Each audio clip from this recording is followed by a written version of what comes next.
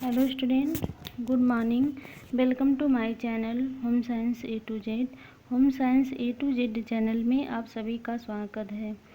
Home science से संबंधित बाल विकास एवं बाल मनोविज्ञान विषय के अंतर्गत टीजीटी, पीजीटी, नेट एवं सभी प्रतियोगी परीक्षाओं के लिए हम यहाँ पर एमसीक्यू सॉल्व करा रहे हैं, जो आपकी प्रतियोगी परीक्षाओं के लिए बहुत महत्वपूर्ण है। चलिए स्टार्ट करते हैं। नंबर 1 क्वेश्चन है, बच्चों के सामाजिक विकास में का विशेष महत्व होता है? किसका महत्व होता है? खेल का, ऑप्शन बी है बाल साहित्य का, ऑप्शन सी है दिनचर्या का, ऑप्शन डी है संचार माध्यम का। किसका सबसे अधिक महत्व है? खेल का। खेल, जैसा कि मैकडूगल ने भी बताया है, खेल बच्चों की मूल प्रवृत्तियाँ होती हैं। उन्हें वो जन्मजात से मिलता है कि वे खेलेंगे, खेलना उनकी मूल प्रवृत्तियाँ हैं। इसीलिए वर्तमान परिप्रेक्ष्य में खेल के माध्यम से शिक्षा प्रोवाइड कराई जा रही है। इसलिए बच्चों के सामाजिक विकास में खेल का विशेष महत्व है। ऑप्शन ए यहाँ पे सही है। नेक्स्ट क्वेश्चन है, भाटिया बैटरी का प्रयोग निम्न में से किसके परीक्षण हेतु किया जाता है? किसके परीक्षण हेतु किया जाता है? व्यक्तित्व के, वृद्धि के, या सृजनात्मकता के, या अभिवृद्धि के? तो यहाँ पे भाटिया बैटरी बुद्धि परीक्षण है, यानी ऑप्शन बी यहाँ पे सही है।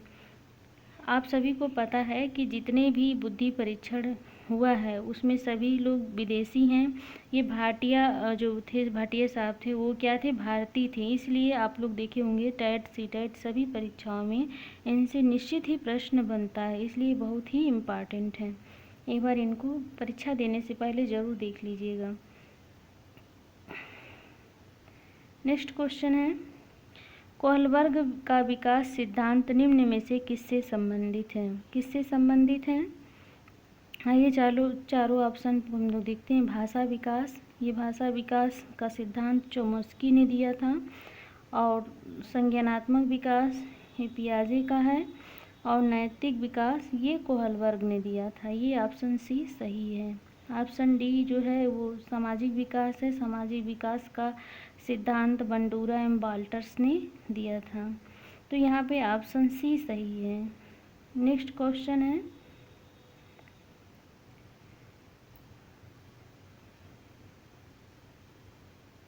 आज का ये चौथा प्रश्न है, भाषा विकास में सहयोग करने का कौन सा तरीका गलत है? भाषा विकास का सहयोग करने का ये कौन सा तरीका गलत है? ऑप्शन ए है बच्चे को बिना टोके प्रकरण पर बात करना। ऑप्शन बी उसकी अपनी भाषा के प्रयोग को अमान्य करना। ऑप्शन सी है उसके प्रयोगों का समर्थन करना। ऑप्शन डी भाषा के प्रयोग के अवसर उपलब्ध कराना। यहाँ कौन सा तरीका गलत है ये आंसर करना। यहाँ ऑप्शन बी सही है, यानी उसकी अपनी भाषा के प्रयोग को अमान्य करना। ऐसा नहीं है, अपनी भाषा से हम नई भाषा को सीखते हैं, अपनी भाषा के माध्यम से हम नई भाषा को सीखते हैं। नेक्स्ट क्वेश्चन है, मानव बुद्धि एवं विकास की समझ शिक्षक को योग्य बनाती है। ये कथन है। अब यहाँ ऑप्शन ए है निष्पक्ष रूप से अपने शिक्षण अभ्यास के द्वारा। ऑप्शन बी है शिक्षण के समय शिक्षार्थियों के संवेगों पर नियंत्रण बनाए रखना। ऑप्शन सी है विविध शिक्षार्थियों के शिक्षण के बारे में स्पष्ट करना। ऑप्शन डी है शिक्षार्थियों को यह बताना कि वे अपने जीवन को कैसे सुधार सकते हैं। यहाँ पर ऑप्शन सी सही है, विविध शिक्षार्थियों के शिक्षण के बारे में स्पष्ट करना। नेक्स्ट क्वेश्चन है, निम्नलिखित में से कौन सा सत्य है?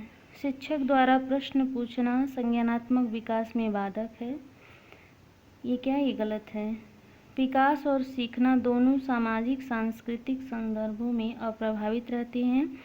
ऑप्शन सी है शिक्षार्थी एक निश्चित तरीके से सीखते हैं। ऑप्शन डी है खेलना संज्ञान और सामाजिक दक्षता के लिए सार्थक है। यहाँ पे कौन सा सही है? ऑप्शन डी यहाँ पे सही है, खेलना संज्ञान और सामाजिक दक्षता के लिए सार्थक है। नेक्स्ट क्वेश्चन है, हावर्ड गार्डनर का बुद्धि का सिद्धांत पर बल देता है। हावर्ड गार्डनर का बुद्धि का सिद्धांत बल देता है। पहले हम क्वेश्चन को समझते हैं। ऑप्शन ए है शिक्षार्थियों में अनुबंधित कौशल, ऑप्शन बी सामान्य बुद्धि, ऑप्शन सी विद्यालय में आवश्यक सामान्य योग्यताओं, ऑप्शन डी प्रत्येक व्यक्ति की विलक्षण योग्यताएं। कौन सा सही है? यहाँ पे ऑप्शन डी सही है। वैसे हावर्ड गार्डनर का सिद्धांत है क्या, इसको हम थोड़ा सा समझ लेते हैं। हावर्ड गार्डनर एक बुद्धि के सिद्धांत दिए थे। उन्होंने बताया था कि बुद्धि का स्वरूप एकाकी यानी सिंगुलर न होकर बहुकारिकी होता है। इस सिद्धांत का आधार उसके द्वारा न्यूरो मनोवैज्ञानिक तथा मनोमितिक विधियों के क्षेत्र में किए गए शोध हैं। गार्डनर ने मुख्य रूप से 7 प्रकार, सबसे पहले क्या था 7 प्रकार की बुद्धि का वर्णन किया था, लेकिन 1998 में उन्होंने 8वां प्रकार बताया और सन 2000 में उन्होंने 9वां प्रकार जोड़ा। इस प्रकार वर्तमान में जो उनकी बुद्धि का प्रकार है वो 9 प्रकार है। हम जल्दी से एक समझ लेते हैं कौन कौन सी 9 बुद्धि बताए हैं। जो स्टूडेंट हमसे क्लास लिए हैं उनको पता होगा। ये है भाषाई बुद्धि, दूसरा तार्किक गणितीय बुद्धि, तीसरा स्थानिक बुद्धि, चौथा शारीरिक गतिक बुद्धि, 5वां सांगीतिक बुद्धि, व्यक्तिगत आत्मन बुद्धि, नेक्स्ट है व्यक्तिगत अन्य बुद्धि, अप्राकृतिक बुद्धि, अस्तित्ववादी बुद्धि। ये हावर्ड गार्डनर ने जो 9 बुद्धि दिए हैं, 9 बुद्धि के प्रकार बताए हैं, उसकी हम बता रहे थे। चलिए अगला क्वेश्चन पे चर्चा करते हैं। थ फ च ध्वनियाँ हैं। थ फ च ध्वनियाँ हैं। कौन सी ध्वनि है?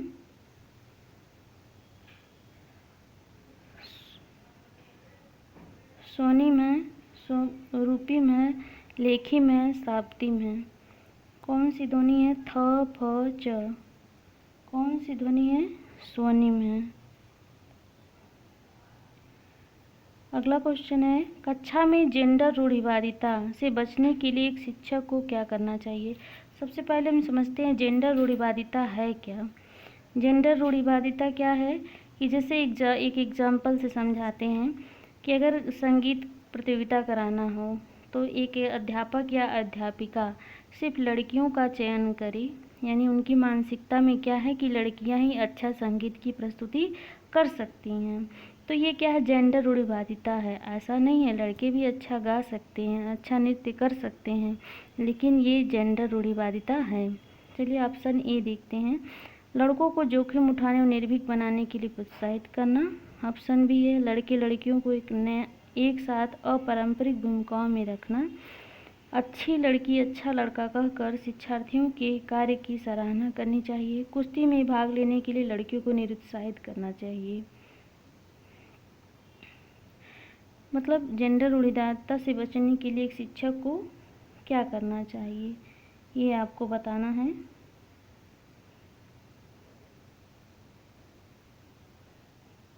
यहाँ पे ऑप्शन बी सही है, लड़के लड़कियों को एक साथ अपारंपरिक भूमिकाओं में रखना चाहिए। ऑप्शन बी यहाँ पे सही है। अगला क्वेश्चन है, विद्यालयों को किसके लिए वैयक्तिक विभिन्नताओं को पूरा करना चाहिए? ऑप्शन ए है वैयक्तिक शिक्षार्थियों को विशिष्ट होने की अनुभूति कराने के लिए। ऑप्शन बी है वैयक्तिक शिक्षार्थियों के मध्य खाई को कम करने के लिए। ऑप्शन सी है शिक्षार्थियों को निष्पादन और योग्यताओं को समान करने के लिए। ऑप्शन डी है यह समझने के लिए कि क्यों शिक्षार्थी सीखने के योग्य या अयोग्य हैं। ये भी सीटेट में पूछा हुआ प्रश्न है। सही आंसर बताइए। यहाँ 10 का डी आंसर सही है। अगला प्रश्न है, शिक्षार्थियों में वैयक्तिक विभिन्नताओं को संबोधित करने के लिए एक विद्यालय किस प्रकार का सहयोग उपलब्ध करवा सकता है? ऑप्शन ए है सभी शिक्षार्थियों के लिए समान स्तर की पाठचर्चा का अनुगमन करना। ऑप्शन बी है बाल केंद्रित पाठचर्या का पालन करना और शिक्षार्थियों को सीखने के अनेक अवसर उपलब्ध कराना। ऑप्शन सी है शिक्षार्थियों में व्यक्तिक विभिन्नताओं का समाप्त करने के लिए विद्यालयों में भेजना। ऑप्शन डी है धीमी गति में सीखने वाले शिक्षार्थियों को विशेष विद्यालयों में भेजना। यानी व्यक्तिक विभिन्नताओं का ध्यान रखते हैं तो आपको क्या सही उनको उपलब्ध कराना चाहिए, ये ऑप्शन है। यहाँ 11 का भी सही है आंसर। नेक्स्ट और आज का अंतिम प्रश्न है, सतत और व्यापक मूल्यांकन पर बल देता है। बोर्ड परीक्षाओं की अनावश्यकता पर। ऑप्शन बी सीखने की सुनिश्चित करने के लिए व्यापक स्केल पर निरंतर परीक्षण। ऑप्शन सी सीखने को किस प्रकार अवलोकित रिकॉर्ड और सुधारा जाए। ऑप्शन डी है शिक्षण के साथ परीक्षाओं का सामंजस्य करना। आपने अगर हमारी पिछली वीडियो देखी हो तो आप लोगों ने देखा होगा कि इस प्रश्न से बहुत सारे प्रश्न पिछले परीक्षाओं में पूछे जा रहे हैं, घुमा फिरा करके सतत और व्यापक मूल्यांकन को। तो इसलिए थोड़ा ध्यान से इसको पढ़िए, सही आंसर कीजिए। ऑप्शन सी यहाँ पे सही है। आज का यहाँ पे प्रश्न समाप्त होता है। आपसे हम मिलेंगे अगली वीडियो में। वीडियो अगर आपको अच्छा लग रहा हो तो आप चाहें तो सब्सक्राइब कर सकते हैं। आज का वीडियो आपने देखा इसलिए आपको बहुत बहुत धन्यवाद।